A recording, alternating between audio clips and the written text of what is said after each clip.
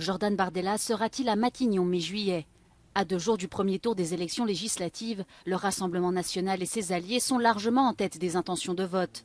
Les derniers sondages suggèrent que le parti d'extrême droite, épaulé par une partie des Républicains représentés par Éric Ciotti, obtiendrait 36% des voix devant le nouveau Front populaire. Le parti de la majorité présidentielle mené par l'actuel Premier ministre Gabriel Attal arriverait lui en 3e position.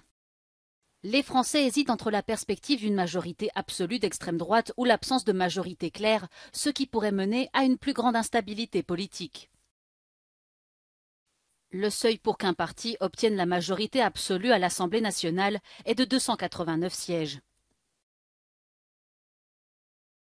Que nos compatriotes ont le sentiment que l'État ne fait plus respecter ses lois, que l'État est faible avec les forts et fort avec les faibles.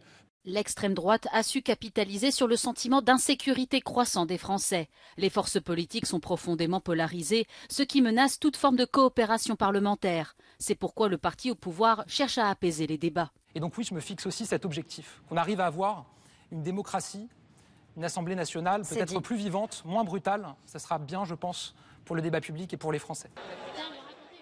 Selon les sondages, le taux de participation pourrait être beaucoup plus élevé que lors des scrutins précédents. Le leader du nouveau Front populaire propose de nommer une personnalité modérée au poste de Premier ministre. Il sera celui ou celle qui permettra à toute la gauche et les écologistes de se retrouver. Parce que nous avons besoin d'abord de rassembler cette majorité et ensuite de rassembler les Français. Et c'est comme ça que nous procéderons. Le président français Emmanuel Macron pourrait connaître une cohabitation, soit avec un Premier ministre d'extrême droite, soit avec une coalition de centre-gauche.